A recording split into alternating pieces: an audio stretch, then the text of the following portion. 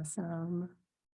All right, guys. So good morning. Good morning. Happy Aloha Friday. Thank you so much, you guys, for popping on. Today, I am sharing something today on the 13 Weeks to Success. We are actually in week 12. Technically, next week is going to be was supposed to be our last week, but Trav decided to add on some bonus modules or some bonus classes. So 13 weeks plus one. Today, I am going to be talking to you guys about mindset. And it seems very super straightforward. And for a lot of you guys, I mean, both of you guys have been a part of the collab community for a little while now, and you've noticed, and you at least hopefully have been able to see that mindset and positive thinking, and so much more than just positive thinking, but the way that we choose to view the world and the way that we choose to view real estate in our careers and our businesses is very, very important. So today, go ahead and share my screen. Today, I have dubbed this mastering your damn good agent mindset. And the reason why there's actually a story behind that. Let's go back to fall-ish of 2020. We were in the thick of the pandemic, and I had posted something to Instagram with the caption that read something along the lines of, at any point in time, I'm wearing at least 4 or more different hats.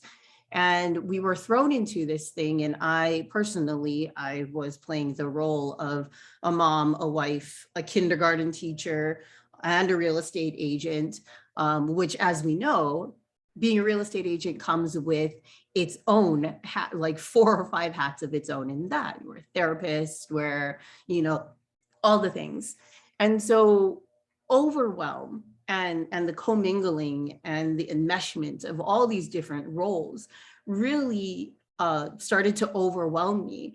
And it wasn't until I realized that I needed to compartmentalize and separate these different roles. And then for me to embody it, I had to put an alter ego to each of these roles so that I could show up differently. And just to share with you guys, my alter ego for real estate is being a damn good agent.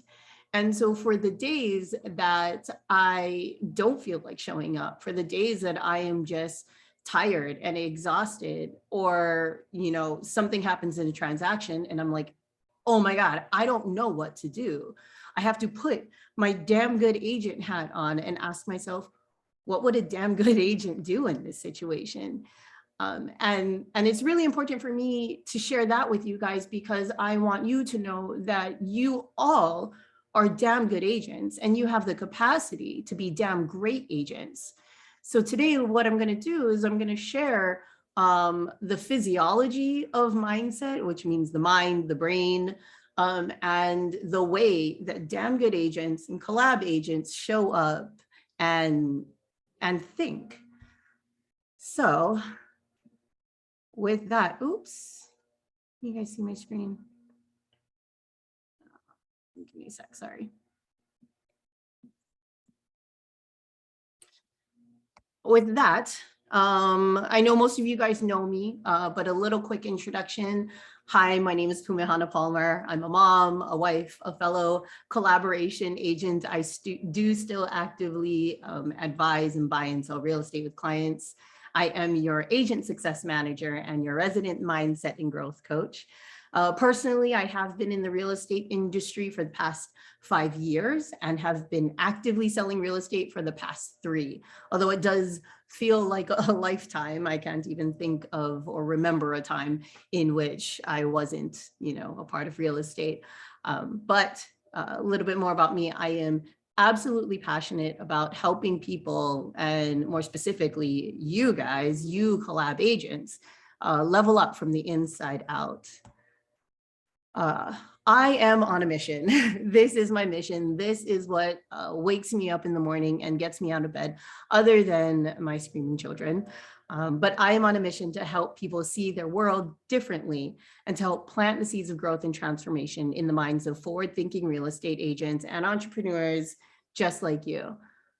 And I have come to learn that it is within the tiny, subtle shifts of what we believe is possible for ourselves, and that actually water the seeds of our greatness. And I don't know if you guys hear this enough, but you are great and you are powerful and you have the capacity to be even more and even greater than you feel right now.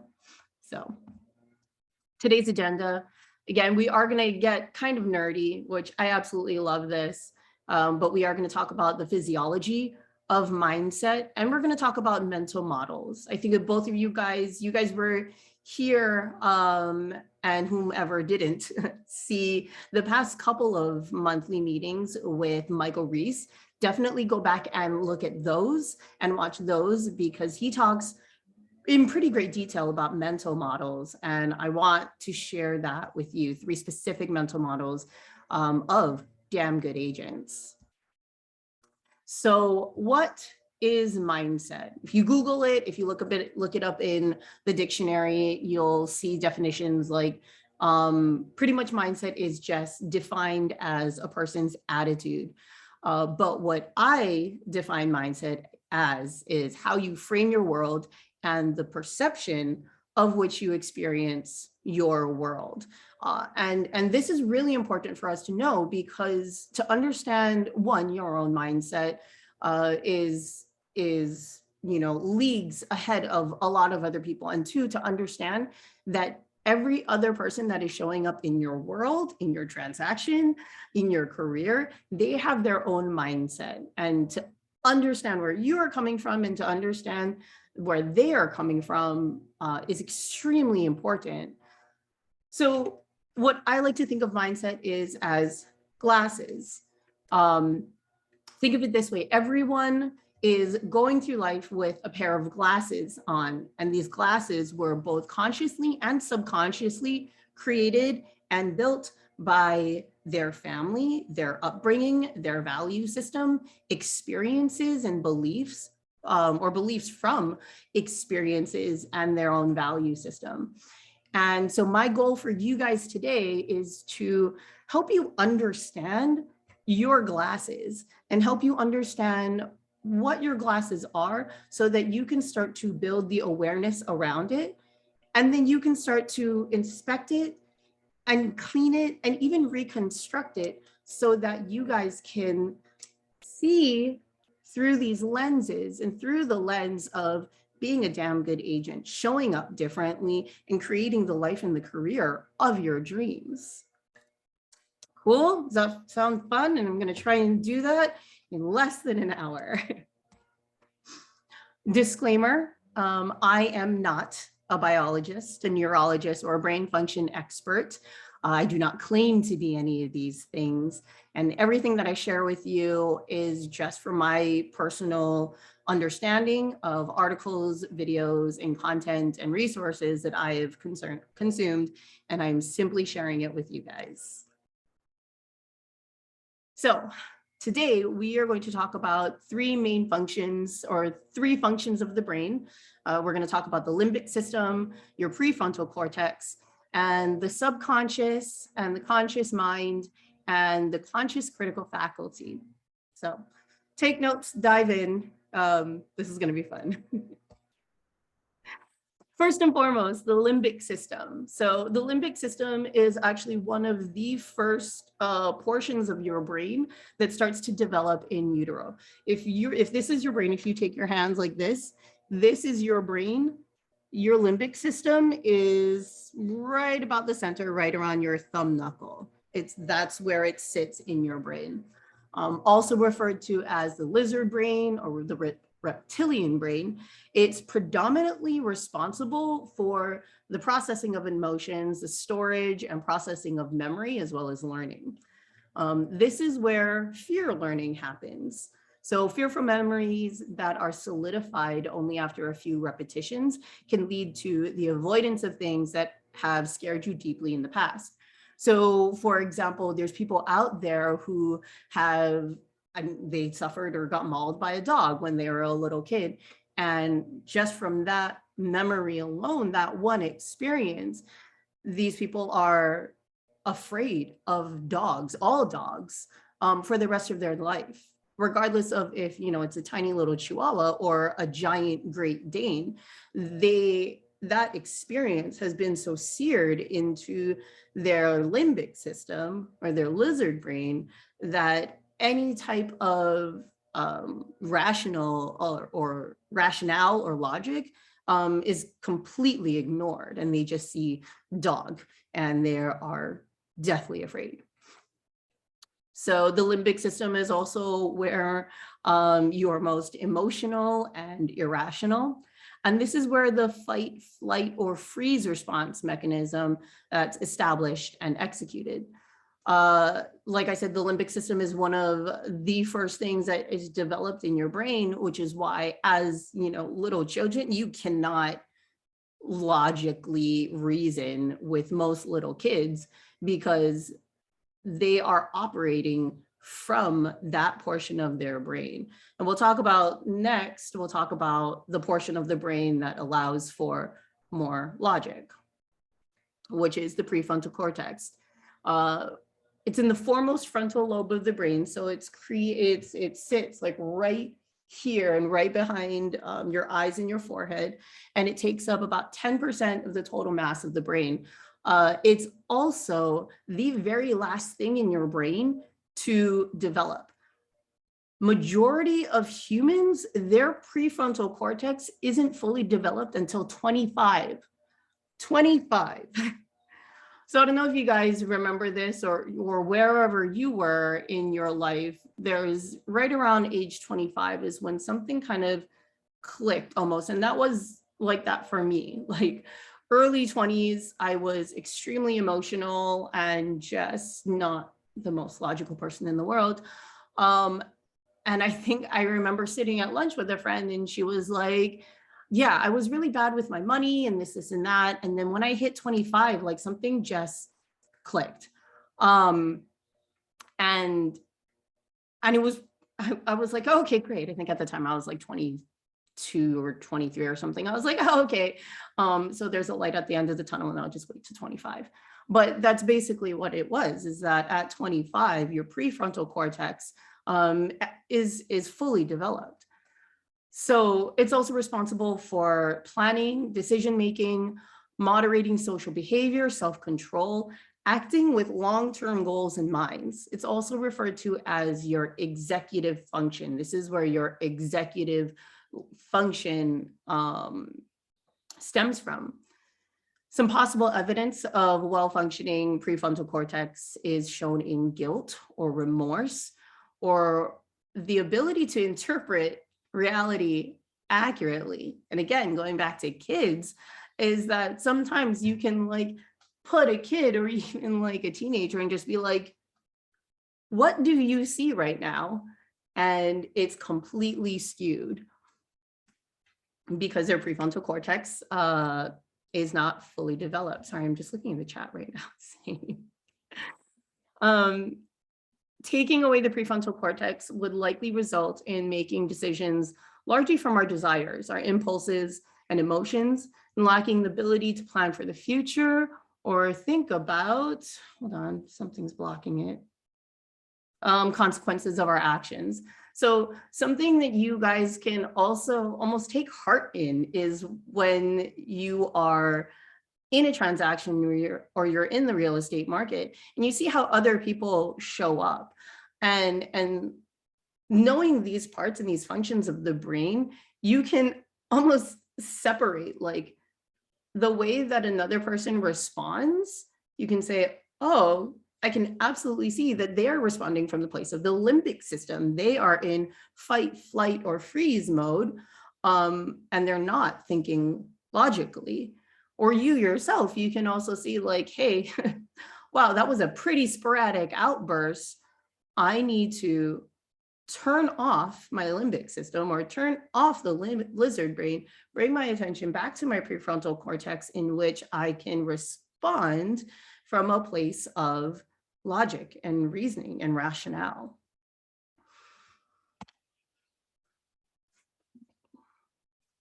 So this is probably one of my favorite graphics. This is an iceberg, and it's meant to represent the mind, the conscious, the subconscious mind, and the critical faculty. So just like a iceberg, your conscious mind is about 5% above the water line, above the ocean, and it has an influence over 5%, or it has 5% influence over reality. And 95% of the iceberg of your mind and of your decisions come from the subconscious mind, and obviously not conscious reality. And then this water line right here is called your critical faculty, the analytical mind. And that basically is the gatekeeper of information that goes from your conscious mind and into the subconscious mind of what you believe to be true. Yeah. So something to keep in mind is that you and majority of humanity, they are operating from the subconscious mind. They're operating from, we'll go into it now, honestly, from the limbic system. The subconscious mind is tied towards your limbic system, your lizard brain. Your subconscious mind is pretty much programmed by the age of 7, which means, and there's studies that have shown that the brain waves of children from birth to about 7 years is that of alpha and theta wavelengths, which means that pretty much everything that they take in from between those ages, they take as truth. And so you're literally a subconscious mind between the ages of 0 and 7. Everything you hear, see, experience is universal truth. Your subconscious mind wants to maintain homeostasis. So whatever you believe is true in your subconscious mind, that is what you are going to see, and that's what's going to be familiar to you. And you're going to look at people and look at life through the lens of whatever you feel in your subconscious is true. That's why your brain wants to maintain what is familiar, even if pain or anxiety is familiar. Your subconscious mind is responsible for the values and what you've deemed important. It's also responsible for your habits, emotions, and unconscious bodily functions, i.e. breathing, digesting, for women, making a baby, etc. Things that you don't have to think about in order for your body to do. It can't tell between what is real and imagined, and only thinks in the present moment. This is why visualization works for people. And this is why children often struggle with the concept between what is imagined versus what is reality. Your subconscious mind operates in alpha and theta wavelengths, and it is most active right before you sleep and right after waking up. And so that's why there's a lot of people who, there's manifestation coaches and a lot of people who deal in, I guess, research and that kind of stuff that say that visualization is most helpful done right before you sleep and right after waking up, because that is when your brain is most suggestible, basically. Now, switching gears over to the conscious mind, your conscious mind is associated with your prefrontal cortex. It's fully online after the age of 7. And that this is where willpower and awareness is housed. Your conscious mind engages in conscious and logical decision making. This is where you plan for the future and analyze in the past or analyze the past.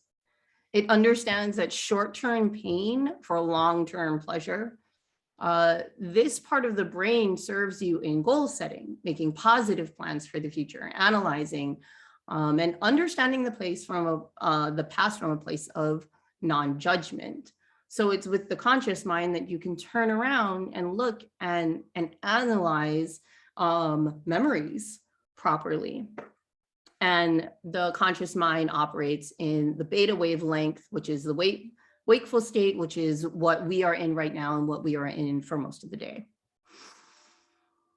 Does anybody have any questions about that? Just like throwing a ton of information at you. Okay, cool. Lastly, we are to discuss, let's talk about the critical faculty. And the critical faculty is, again, that if we go back to the picture of the iceberg, this water line is the critical faculty or the analytical mind between the conscious and the subconscious mind. The critical faculty has three main objectives. It is your filter, it maintains the status quo, and it is your operating system.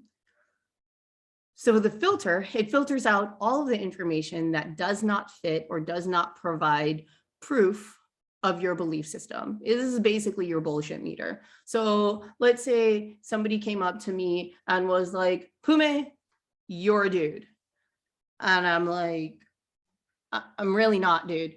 And I know that because my critical faculty, my analytical mind knows that that's not true. No matter what kind of evidence somebody brings to me saying that I'm a dude, I know that it's just not going to get through the gateway, or it's not going to get through the filter into my subconscious mind because I know this as truth.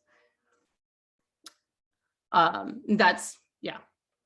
It also maintains status quo. So going back to, well, the critical faculty is basically your thermostat. Basically, a thermostat will, in an AC, a thermostat, if you set it to like 71 degrees, this thermostat will gauge the temperature of the room and say, hey, the room is maybe too cold. If it gets down to like 67 degrees, then the thermostat's gonna kick on, or it's gonna turn the AC off because it's too cold, and it's gonna allow the room to get to the temperature above, that's 71 degrees. And once it's too warm, then it'll kick back on. The thermostat will communicate to the AC saying, hey, it's too warm. Let's kick it back into whatever its homeostasis is, 71 degrees. Now, the way that shows up is you think of the people who win the lottery, right? They win the lottery, they make $10 million. And within a year, that's gone because their thermostat is set towards poverty sometimes. It's set towards that kind of poverty mindset thinking, that they don't have the capacity within their brain and within their body to be able to maintain or even look to search for the support to maintain whatever wealth that they've gained. So their thermostat is set to a place that doesn't serve them. That's what their critical faculty does. Something is telling them like, okay, I have all this money, I need to spend. And it's all gone, and they're back to their status quo of whatever it was before $10 million hit. So it also works to maintain the perceptions and the facade of reality based upon the beliefs, stories, and filters of the subconscious mind. It is your operating system. It's part of the built-in survival kit in the brain that says and that tells you only trust and act upon that which you know to be tested and true. And the thing is, guys, that which you know to be tested and true is what you have up until this point. So in order for you to want to create a new narrative, to build a new reality, you must take off the lenses, inspect what it is that you are looking at life through, and rebuild so that you can create and so that you can experience a life, a career, a business that you've never experienced before. So there was a study that was done back in 2020 that suggested that people typically have more than 6,000 thoughts per day. That's a lot of thoughts. And there's a lot of people out there, and I myself, I get sucked into this almost on the daily, is that I feel like I need to control the thoughts that I think. But if your mind is like a highway and you're standing on the side of the road and your thoughts are the cars zooming past, there's no way in hell that you have the willpower and the capacity to control every single one of those 6,000 thoughts that are going past you, right? But what you can control is the thought, the car that you choose to get into and then follow down the road. And there's research that also shows that 90%, and this might be hyperbole, but roughly 90% of the thoughts that you think today are the same thoughts that you thought yesterday. So if those thoughts that you keep thinking over and over and over again, that you aren't mindful of and aware of, that you just follow, you know, who's to say that you are creating a new life, right? If you're thinking the same thoughts and you're following and acting upon the same thoughts, then your future is pretty much predictable, right? So this is what mindset is, and this is what mindset coaching is. And it's understanding that you don't need to control every single thought. You just need to be choosing, think of the word, you just need to be particular, and you just need to choose which thought that you choose to believe. Going back to you guys as damn good agents. Like I said, I've been in the industry for a very, very long time, and I have had the privilege of seeing behind the curtains of some damn good agents, top performing agents that I could never even touch with my, well, okay, that's a limiting belief. But I've seen how a lot of these damn good agents think and what they do. And I've realized and noticed that damn good agents are very intentional about their thoughts and their actions, and your thoughts and your actions lead to your results. So this leads us to 3 mental models of a damn good agent. And these actually came from the first Michael Reese monthly meeting that we had. And it stuck with me. So I want to share it with you guys. Number 1, perception. Number 1, it's not the problem, it's how you're looking at the problem. So perception is reality, and things only have as much value as you place upon it. So again, this goes to the thoughts that you choose to think, the cars that you choose to get into. It's important for you to turn off the lizard brain, because when a problem hits in the transaction, it's very easy to freak out. We all do it, but that's our initial response, right? Freak out. Things weren't going as planned. Somebody didn't have a conversation with their agent. Someone messed up, right? And it's almost instinct that you go into freak out mode. But it's not the problem, it's how you're looking at the problem, right? So you turn off your lizard brain, and then you bring your attention and your awareness, and you're like, hey, prefrontal cortex, I'm going to turn you on right now. And then that's when you ask, what's another way that I can look at this? Which leads us to number 2. every problem has a solution. And approaching every problem with that mindset, like you can't do it immediately unless you have lots and lots of practice. But knowing and understanding that every problem already has a solution, it invites an energy of relief in a situation. And it's so interesting because once you use that as a filter, once you code that into your critical faculty and into your subconscious, then showing up to problems with an energy of relief is so incredible. And it allows you to, yes, show up as a damn good agent with as calm and cool and collected. Plus, if you believe that there's already a solution, then all you got to do is just go out and find it. Lastly, this is a good one. Assume good intent. Assume good intent. Giving people the benefit of the doubt, including yourself, sets the stage for kind and grounded interactions. And that's not the most common thing that we experience in real estate. But kind and grounded interactions allows for a whole, like a crazy new experience for everyone involved, right? And it's so easy for us.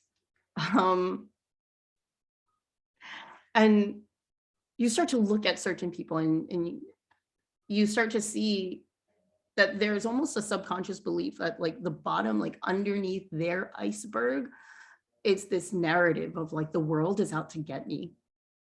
And that's not true, right? So when we program assuming good intent, assuming that everyone is trying to do the right thing, then we have to believe that we're all trying our best, right?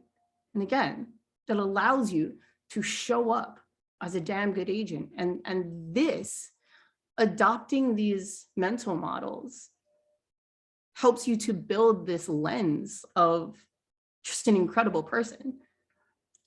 And just imagine what kind of opportunities you can see and that you will be aware of when you have these three mental models making up your lens of which you view the world, right? So, wow, that was super fast. My parting words to you is this, is that your beliefs lead to your thoughts lead to actions, your actions lead to your results. And everything that you see in reality has been created at least twice. First in the mind, second in physical form. You look at a table, you look at a car, you look at a chair. That design first started in someone's mind, right? And then they built it.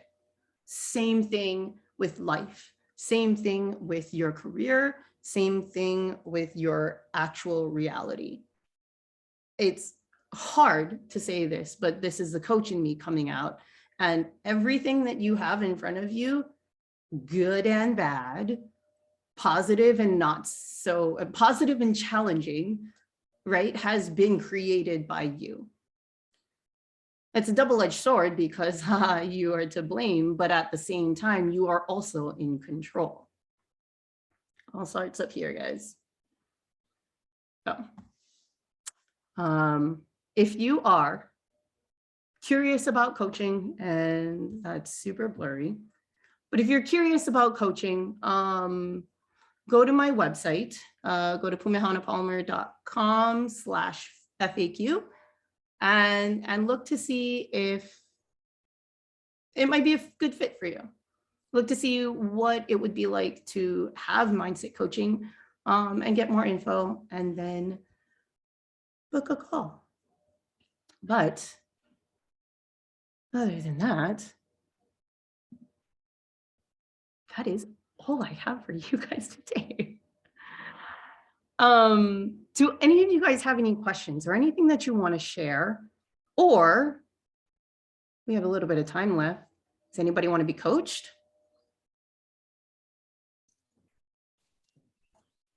This was a really good reminder about how important our thoughts are and how they really can shape us. I also liked, it was interesting that you mentioned that like we're most susceptible to like visualization, like right when we wake up or before we go to bed. Because I was always, because people that like to practice affirmations, they always do them in the morning. And now it makes sense why you do it in the morning. So it was a lot of really good information. Oh, good. I'm so glad. That means a lot. Thank you. Okay, did you start on the water affirmations I talked about last time? Or no? I did, dude. I did. And I started doing it with my kids. So I actually just, I think we drank it all, but I set up 3 bottles, glass bottles, and I put wealth water, and I put love water and gratitude water. And every day, my kids and I, we stood there and we just shot like just vibes, right? Nice. And that was super cool because I actually watched a documentary on water, and Yeah. oh god, it was crazy because there was that study that was done in Japan. I can't remember, it was Dr. Imoto. Yeah, about the different water crystals that were created after different affirmations. And oh god, it was so super interesting. Let me know if you want the link. I think I'll try and find it. Documentary? For sure. Yeah.